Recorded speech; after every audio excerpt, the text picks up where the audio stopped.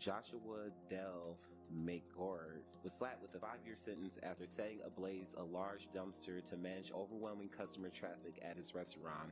Per the New York Post, he lit a piece of cardboard on fire and tossed it into the restaurant dumpster, which was full of cardboard and other flammable materials. And ensured the fire was ignited before returning to the restaurant, federal prosecution said.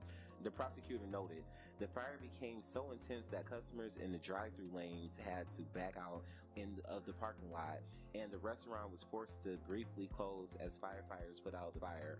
This seems so bad.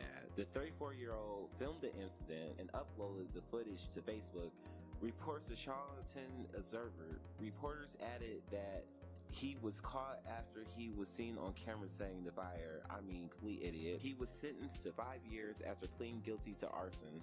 Federal prosecutors stated that he must also pay restitution for the property damage in the fire. They did not reveal the amount that he has to pay. I mean, that is some crazy shit. Like, I've worked in retail, and sometimes you do want the customers to stop coming, especially like during Black Friday. But in all my years of working, I've never heard something so stupid in my life. Ever. Like, so he, it was like a late night, is that what it said? And he...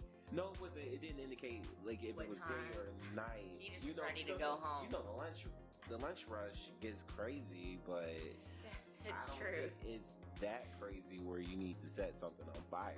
No, it's like, was he ready to? He was ready to go home. He was ready for it to stop. He said, I'm sick of it. But that is so crazy because someone could have really seriously got hurt with him doing that. And I just don't see, like, I know this is bad and just advisory. This is not me promoting anyone doing this. But what happened to just pulling the freaking fire alarm? I mean, I know it's no fire, but at least no one's going to get hurt, potentially, because what people would have panicked and they would have bum rushed the door, trying to get out, trampling over each other, or even in the car, it could have caused, you know, like a mass hysteria. Like families. Yeah, because you take kids to McDonald's, so... That's not happy. No, he was ready to go. Oh, he my was goodness. ready to leave out there. Well, he doesn't have to worry about it no more, because, I mean, he rightfully so. I wonder if he was on drugs or if he was just mad. He was just, you know, it doesn't take, I mean, that's a possibility, but it doesn't just take drugs, I guess, if you have a extreme anger problems. I mean, if you just want to leave, like, this is... Go home.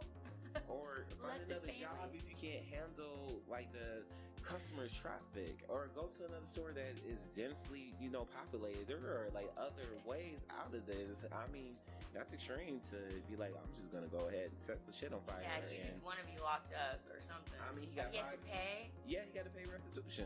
It didn't say how much he has to pay, but I'm pretty sure it's probably close to $1 million. He's in prison. Yeah, okay. Yeah, he's in slammer for the next 5 years. He got 5 years. That's where he wanted to be. He got 5 years to think about what he did and why he did it. I just don't see any good excuse to doing something like that, especially when you could really just cause an all-out scene and unnecessary drama. And I wonder if any of the patrons are going to sue him, because I mean, think if you had a heart condition and your heart rate went up, or there's the smoke got in your lungs and you had a condition already. Mm-hmm. Dang, that's a good freaking question. I mean, it's probably not going to be fun when he gets out, and having to pay for the damages that he caused. It's definitely not going to be fun, because it's going to be hard to get a job now because you have that felony on your record, unless you want to run for the United States president. But I'm glad no one was hurt. I'm glad that, you know, everything